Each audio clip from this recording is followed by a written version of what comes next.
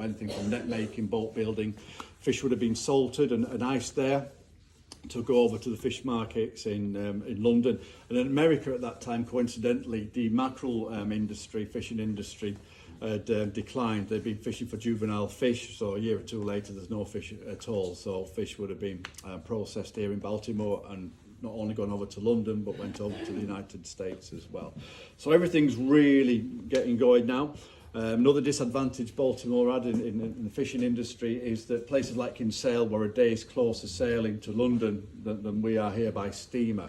So the railway already came as far as Skibbereen, so they petitioned to have it extended down to Baltimore, and that opened in 1891. So there were about 5 or 6 train loads of Baltimore fish a day leaving Baltimore, going over to the east side of the country and on to London there. Now, any of you are fishermen, I don't want to offend you, but I know you like to complain, and the fishermen in Baltimore at that time were no exception, so they've got absolutely everything they need now. But then they complained that the new southern pier that were built in 1883, it's too far away from the train station to carry the fish, so they petition again. And we get the northern pier open in 1907 then, so the fish are landed there, straight onto the trains, and off they go. So from having no fishing industry in the 1870s, by the end of the First World War, Baltimore's got the biggest fishing fleet in Ireland at that time. Okay, so it said you could almost walk over the decks of all the boats from here to Sherkin. So that kind of brings you up to speed. Tell about Baltimore today. We're a population of 350 people. Very shortly, we'll be in July and August, that'll be 3,500 people. 70% of the homes in Baltimore are holiday homes or second homes, so everybody comes down for the summer, and this place changes dramatically then, I can tell you.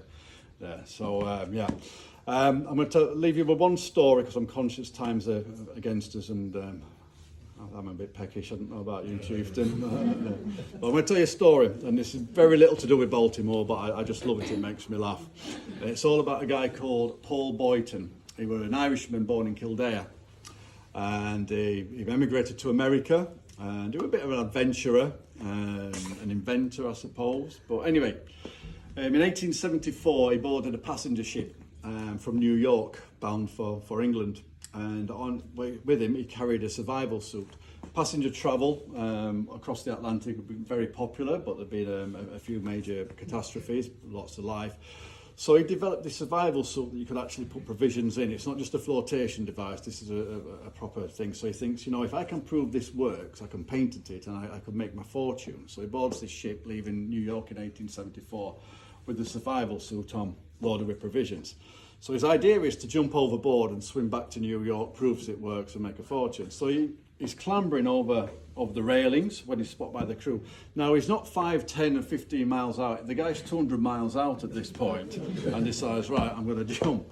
And the crew see him and they stop him, hold him in front of the captain and what the hell do you think you're doing? So he explains what he's trying to do. And the captain thinks, you're obviously a nutcase, and he just confines him to his room. So anyway, again, he was a bit of a charmer, this man. So he works his magic on the crew and the captain. So they eventually agree, say, look, as soon as we sight Europe, we'll let you jump over and off you go. So they sighted Cape Clear, and there was a storm coming in, but your man jumps anyway in this thing. And by some miracle, he makes it to the cliffs just outside of Baltimore here. So he clambers ashore. Doesn't know where he is, but he sees a house in Baltimore with a light on. So in the middle of the night, he clambers up, knocks on the door, and your man opens the door, looks at this fella and says, where the hell have you come? And your man just said, New York. That's it. So anyway, I'm going to hand you back over to you, Chieftain, now, and thanks for listening.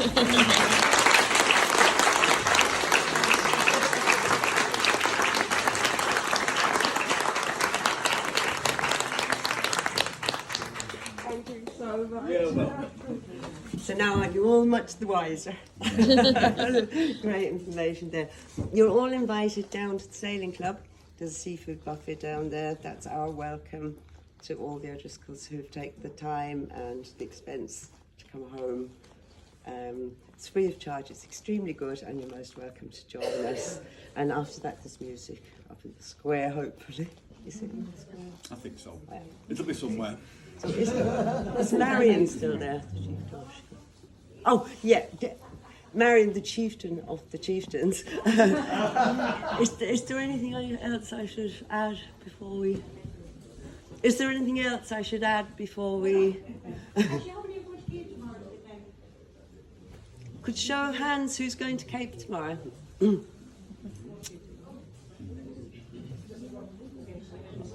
Yeah. Yeah. Yeah.